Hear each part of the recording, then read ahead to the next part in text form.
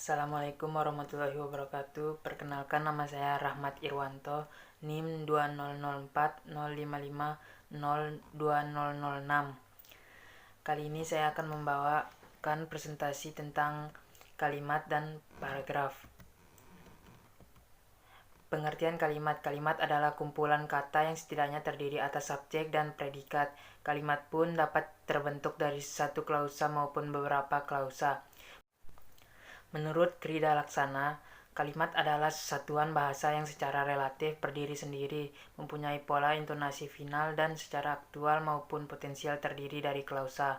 Klausa bebas yang menjadi bagian kognitif percakapan. Satuan proposisi yang merupakan gabungan klausa atau merupakan satu klausa yang membentuk satuan bebas. Jawaban minimal, seruan, salam, dan sebagainya. Ciri-ciri kalimat. Yang pertama merupakan satu kesatuan bahasa yang memiliki fonem dan morfem. Fonem adalah bunyi pada sebuah bahasa yang membedakan makna dalam sebuah kata, sedangkan morfem adalah bentuk bahasa yang mengandung pada sebuah kata. Dua, dapat berdiri sendiri meskipun tidak ditambah dengan kalimat pelengkap. Tiga, mempunyai pola intonasi akhir. Empat, adanya huruf kapital dan tanda baca dalam sebuah kalimat.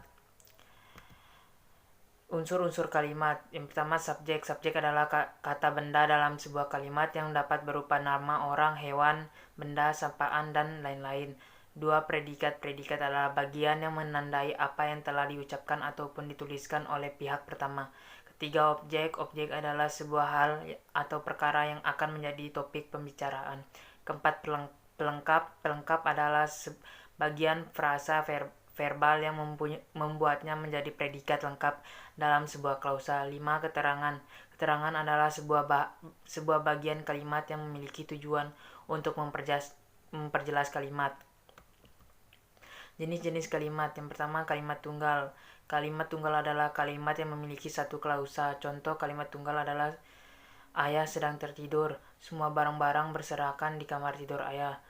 2. Kalimat majemuk. Kalimat majemuk adalah kalimat yang memiliki lebih dari satu klausa. Contoh kalimatnya, ayah dan ibu senang membuat masakan soto Banjar karena hidangan ini adalah makanan favorit mereka. Jenis kalimat berdasarkan fungsinya. Kalimat perintah. Kalimat perintah adalah kalimat untuk memberi perintah kepada orang lain dalam menjalankan sesuatu. Biasanya kalimat ini ditandai dengan tanda seru jika dalam bentuk tulisan, sedangkan dalam bentuk lisan itu ditandai dengan intonasi atau nada tinggi. Contoh kalimat yaitu, silakan Anda meninggalkan ruangan ini, jangan memberi contekan saat ujian, tolong sampaikan maksud saya ini kepada ibu Anda. Kalimat tanya. Kalimat tanya adalah kalimat yang ditandai dengan tanda tanya dan mendapatkan informasi. Kalimat tanya. Kalimat tanya adalah kalimat yang ditandai dengan tanda tanya dan memiliki tujuan untuk mendapatkan informasi dari orang lain. Contoh kalimatnya, apakah seorang perempuan wajib menuntut ilmu sampai S3? Kalimat berita. Kalimat berita adalah kalimat yang digunakan untuk memberi informasi kepada orang lain. Kalimat ini ditandai dengan tanda titik jika dituangkan dalam bentuk tulisan, sedangkan dalam bentuk lisan kalimat tersebut dilakukan dengan intonasi nada rendah. Contoh kalimat, kita harus melakukan sesuatu agar sampah dedaunan tidak berserakan kembali di halaman rumah. Lalu kalimat seruan. Kalimat seruan adalah kalimat yang mengungkapkan perasaan seseorang dengan kata lain antara senang, kagum, bahkan terkejut. Kalimat tersebut diungkapkan dengan intonasi tinggi jika dalam bentuk lisan, sedangkan dalam bentuk tulisan bisa ditandai dengan tanda titik atau tanda seru. Contohnya, ayo kita berangkat ke sekolah. Paragraf. Penggabungan kalimat yang berisi suatu gagasan utama atau ide pokok dan beberapa gagasan pendukung adalah arti paragraf. Menurut KBBI, paragraf adalah bagian bab dalam suatu karangan yang biasanya mengandung satu ide pokok dan penulisannya dimulai dengan garis baru. Pengertian paragraf menurut ahli kebahasaan bernama Ramlan merupakan bagian dari sebuah karangan yang di dalamnya terdapat lebih dari satu kalimat yang membahas suatu tema tertentu dengan ide pokok sebagai pengendalinya.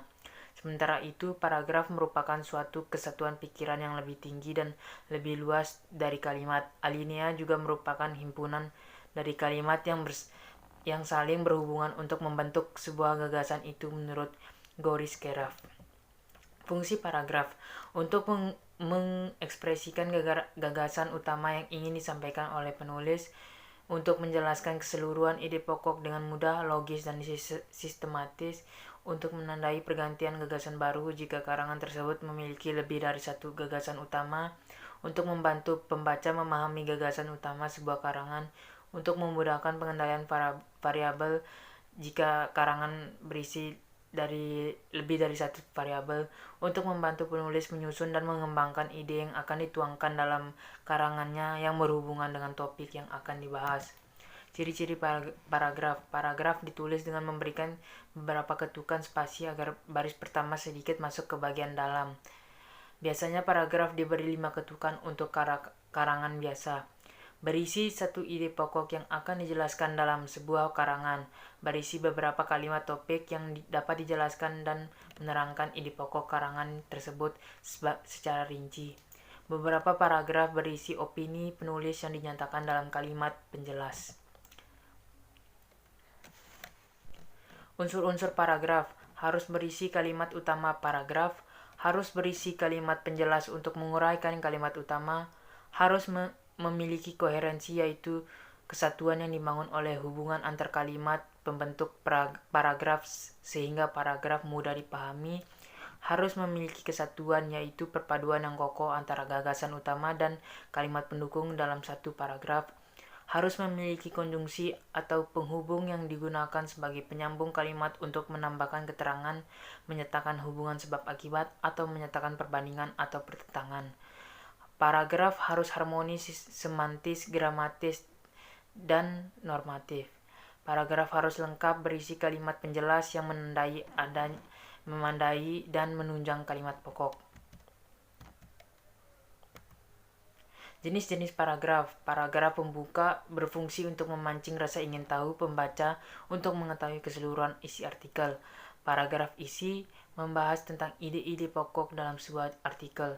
Paragraf penutup memiliki fungsi menyimpulkan keseluruhan artikel dan penekanan hal-hal yang penting terdapat dalam artikel. Dalam paragraf ini juga bisa berisi sasaran atau harapan. Paragraf penghubung gunanya untuk menyambung satu paragraf dan paragraf lainnya. Sekian presentasi tentang kalimat dan paragraf dari saya. Semoga bermanfaat. Wassalamualaikum warahmatullahi wabarakatuh.